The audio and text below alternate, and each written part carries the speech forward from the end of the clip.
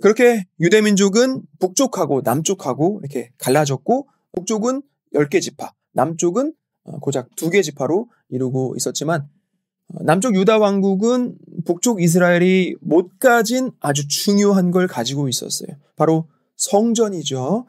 갈라져 나가긴 했지만 성전을 떼어갈 수는 없잖아요.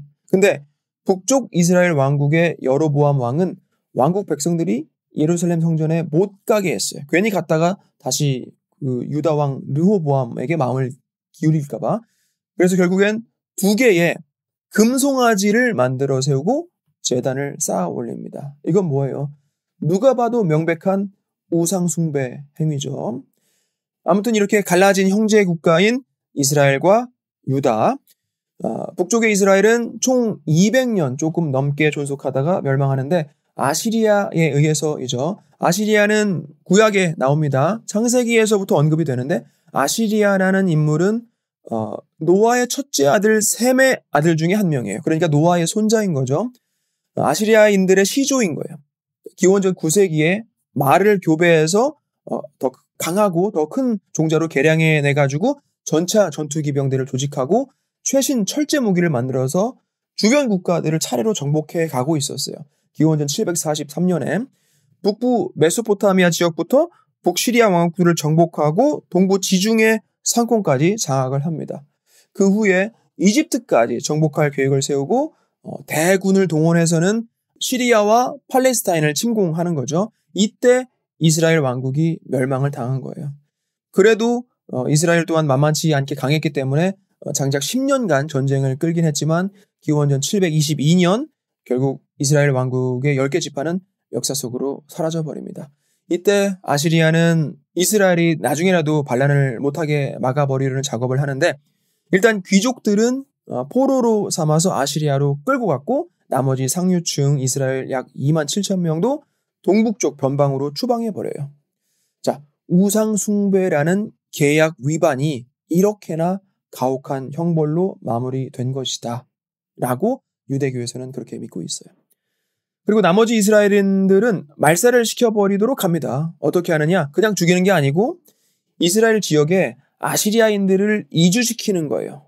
남아있던 이스라엘 하층민들에게 이방인들과 피가 섞이도록 하는 혼혈 정책을 써서 그들의 씨를 말려버리려는 거예요. 그렇게 해서 이제 이스라엘의 혈통적인 그리고 종교적인 전통이 사라져버리는 거죠. 이 아시리아인과 이스라엘 혼혈을 사마리아인이라고 불렀어요. 사마리아인 들어보셨죠? 나중에도 유다인들 중에 특히 바리사인들은 이 사마리아인들을 두고 개 같은 것들이라고 하거나 혹은 잡종이라고 취급하면서 굉장히 멸시를 했어요. 유대인들은 이 사마리아인들을 약속받은 땅을 공유하는 자신들과 같은 민족으로 받아들이지를 않아요. 결국 둘이 원수 관계가 되는 거죠.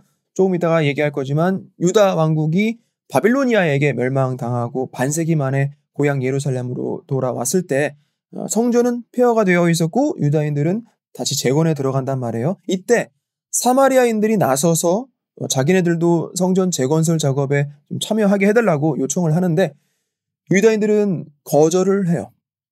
그래서 이제 더욱더 적개심이 깊어지는 거죠. 복음서를 보면 예수님 시대에도 유대인들이 사마리아인들을 멸시했다는 걸 알 수 있죠.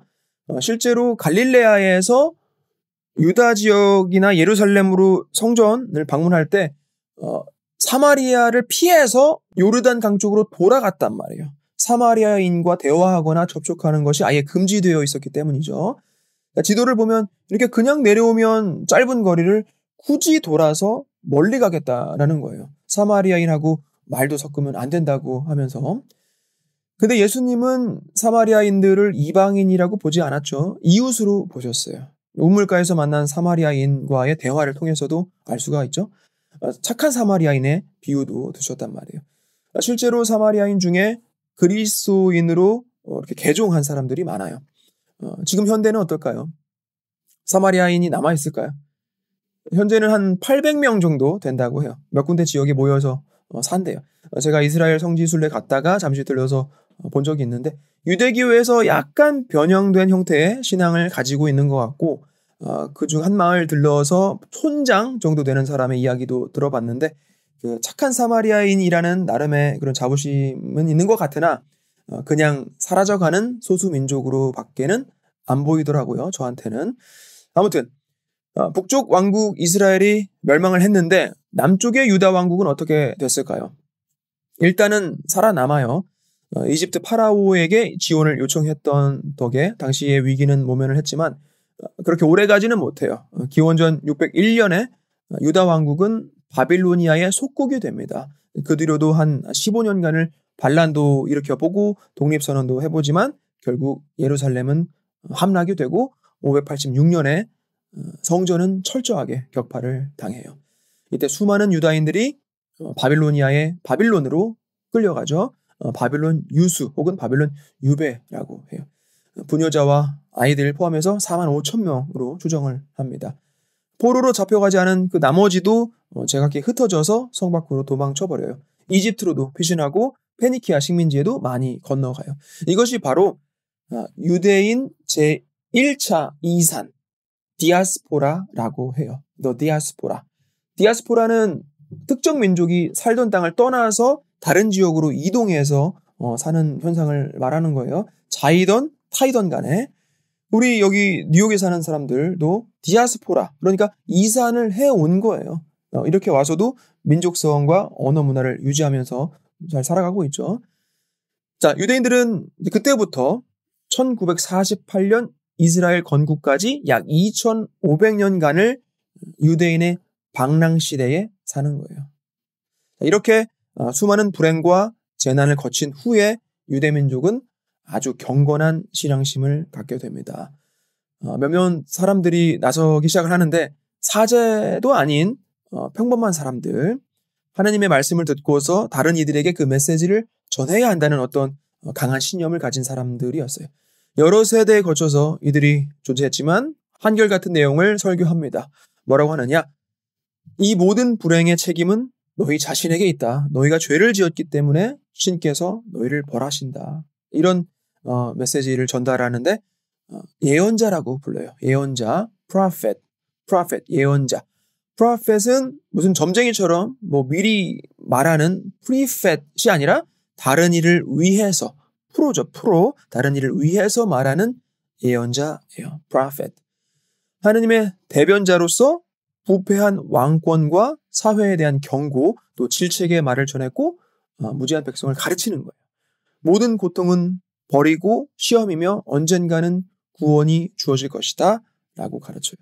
그리고는 메시아, 곧 구세주가 나타나 유대민족에게 옛 권세를 되찾아주고 영원한 행복을 가져다 주리라 라고 예언을 해요.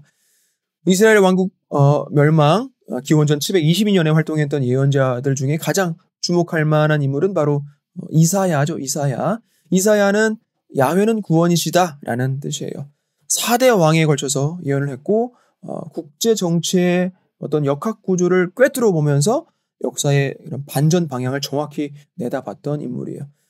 신약의 초석을 놓은 구약의 완성자라고 봐도 거의 무방할 것 같아요. 아시리아의 멸망도 미리 예언을 했고 이사야서에 나옵니다. 자, 유대인들한테 있어서 가장 충격적인 사건은 바로 예루살렘 성전의 파괴였어요. 완전한 영적인 딜레마에 빠진 거죠. 어떻게 하느님의 집인데 이방인들에게 파괴당할 수 있었을까? 하느님은 전지전능한 분이 아니신가 하는 생각이 든단 말이죠. 결국 이 질문에 대한 대답으로서 그 예언자들은 바로 메시아를 언급했던 거예요. 하느님의 능력이 모자라서 성전이 파괴된 것이 아니라 우상 숭배나 다른 우리들의 죄 때문에 이렇게 된 것이지만 언젠가는 메시아가 나타나서 우리를 구원할 것이다 라고 가르치는 거죠. 유다인들이 바빌론에 그 포로 생활을 했을 때도 종교의 자유는 허용이 됐었어요. 근데 성전이 없었잖아요. 어쩔 수 없이 예루살렘에서처럼 그 제사 의식은 할 수가 없었겠죠. 유대인의 종교의식은 신성한 성전에서만 제물을 바치거나 예배를 드리도록 규정되어 있었단 말이에요. 그래서 성전을 잃었던 것은 거의 종교를 잃는 것과도 같은 엄청난 일이었던 것이죠. 근데 이때 바빌론에서 예레미야와 에스겔 같은 예언자가 나타나서 뭐라고 했느냐? 성전에 제물을 바치는 것보다 믿음을 가지고 율법을 지키는 일이 여호와를 더 기쁘게 하는 일이다라고 하는 거예요. 성전에만 집착하면서 한 군데 딱 고정되어 있던 종교가 이제는 움직일 수 있는 종교가 된 거죠. 이때부터 유대교는 성전과 제사장 중심의 유대교에서 율법 중심의 유대교로 바뀌어버립니다. 이렇게 해서 각 공동체에 유대교 예배당 시나고그를 지어요. 예루살렘 성전을 대신하는 이제는 각 공동체의 시나고그에서 율법을 낭독하고 기도를 중심으로 하는 새로운 예배 의식이 시작된 거예요. 예언자들은 거기에서 율법 공부의 중요성도 강조를 합니다. 하느님은 1000가지 제물보다 1시간의 배움을 더 기뻐하신다라고 가르치고 하나라도 더 배워야 하느님의 섭리를 하나라도 더 이해할 수 있다고 그렇게 그분께 더 한 발자국 더 가까이 갈 수 있다고 가르쳤어요. 자, 이렇게 유대교의 또 한 가지 중요한 특징이 만들어지는 거예요. 바로 배움을 중시하는 종교인 것이죠. 유대교에서 배움을 기도와 똑같은 신앙생활을 관주를 해요. 지금도 유대인들 교육하면 그 열정을 어디서나 인정을 하는데 바로 여기에서부터 시작된 거라고 볼 수 있을 거예요. 유배 기간 동안에 유대인들은 하느님께서 선택한 자기네 민족이 뿌리를 잃으면 안 된다는 집단 위기의식을 느꼈어요. 포로로 갇혀있는 신세니까 민족을 이끌어 나갈 그런 나라도 없고 다윗과 같은 지도자도 없고 민족을 대표해서 하느님께 제사를 드릴 사제도 없어요. 누구로부터도 보호를 받을 수가 없는 거죠. 지푸라기 잡는 심정으로 믿을 거라고는 오직 신앙뿐이었던 거예요. 그래서 오늘날 유대교의 종교적인 틀을 대부분 바로 가장 이 어려웠던 시기에 형성이 됩니다. 일부 학자들은 유대교의 실질적인 탄생과 형성을 아브라함 시대가 아닌 이 바빌론 유수기로 봐야 한다고 말할 정도예요. 자, 유대인들이 이제는 포로 생활에서 풀려나서 고향으로 돌아오는데 그 귀환이 한 번에 이루어진 건 아니에요. 여러 차례 귀환이 있었는데 기원전 444년 에스라와 428년 느헤미야에 의한 3차, 4차 귀환까지 이루어집니다. 에스라라는 인물은 제사장이면서 율법 학자였는데 모세의 법전을 가지고 유다로 돌아왔더니 거기에 당시 종교 생활이 아주 엉망인 거예요. 사제 지파인 레위 지파가 아닌 엉뚱한 사람들이 제사를 올리고 있고 다른 사람들은 사제를 존경하지도 않고 신앙심도 없는 거예요. 유대인들은 순수 혈통을 지키는 걸 굉장히 중요시하는데 이 사람들은 이방인들하고도 마구마구 결혼을 해서 유대 민족의 순수성과 또 유대 신앙의 전통을 잃어가고 있던 거죠. 그러고는 곧 느헤미야랑 같이 해서 유대 사회의 개혁을 일으킵니다. 그 핵심은 이방인과 혼인 금지, 그리고 토라의 편집 완성, 그리고 모세 율법의 준수였어요. 자, 먼저 안식일을 지키도록 해요. 안식일. 금요일 일몰부터 해서 토요일 일몰까지는 성문도 닫고 상인들은 장사도 못하게 해요. 매주 안식일과 일요일 그리고 목요일에는 토라를 읽도록 했어요. 안식일은 사바트이라고 하는데 그만두다라는 의미예요. 모든 노동과 일이 금지되는 거예요. 특히 불을 사용하는 일을 금지했어요. 요리도 할 수 없다는 거예요. 무엇인가를 하려고 손과 발을 움직이는 행위는 바로 십계명을 어기는 것이 됐던 거예요. 짐을 나르지도 못하고 남을 도울 수도 없어요. 지금도 보수적인 유대인들은 밤에 등도 안 켜요. 스위치 켜는 행위 자체가 일이기 때문에 TV나 컴퓨터도 켤 수가 없어요. 자동차도 시동도 걸면 안 되고 운전도 하면 안 돼요. 그래서 유대인들은 안식일에 회당까지를 걸어서 가요. 그래서 동네마다 그렇게 회당이 많은 거예요. 걸어갈 수 있는 거리에 하나씩 있어야 하니까. 그래도 요즘에 와서는 조금 느슨해져서 생명을 구하는 일이나 임산부를 돕는 일, 또 정당방위 이런 것들은 허용이 된다고 합니다. 진보파들은 또 자동차까지 탄다고 해요. 자, 안식일의 의미는 쉬는 날일 뿐만 아니라 거룩한 날이죠. 거룩하게 지켜야 하는 날이에요. 안식일의 노동을 금지하는 법은 굉장히 극도로 엄하게 지켜졌고 지키지 않는 유대인들은 죽음을 당할 수도 있었어요. 마카베오서에 보면 신심 깊은 유대인들은 안식일에 전쟁을 하느니 차라리 죽음을 택하겠다라고 나와요. 목숨을 걸고서라도 이 안식일을 지킨 거예요. 자, 6일을 일하고 7일째 쉬는 이 개념이 이후에 1500년이 더 흘러서 로마 제국에까지 받아들여집니다. 노동의 피로를 풀고 또 삶의 기쁨도 증가시키는 우리의 이 휴일이라는 개념이라는 것이 바로 유대인들이 인류에게 준 거라고 볼 수 있는 거예요. 물론 주 5일 근무 환경이 지금은 더 일반적이지만 어쨌든 안식일에서 확장된 개념이라고 볼 수 있는 안식년도 있었어요. 6년이라고 7년째는 쉬는 거. 지금도 어디 가면 대학 교수들 중에 6년 강단에서 가르치다가 7년째는 연구에만 몰두하는 그런 문화가 있기도 해요. 신부님들도 안식년이라고 해서 원래 전통대로 하면 7년째 어디 가서 공부를 더 하든지 쉬든지 그럴 수 있었을 텐데 지금은 사실 현실적으로 불가능하죠. 아마 무개념 신부라고 찍혀버릴 거예요.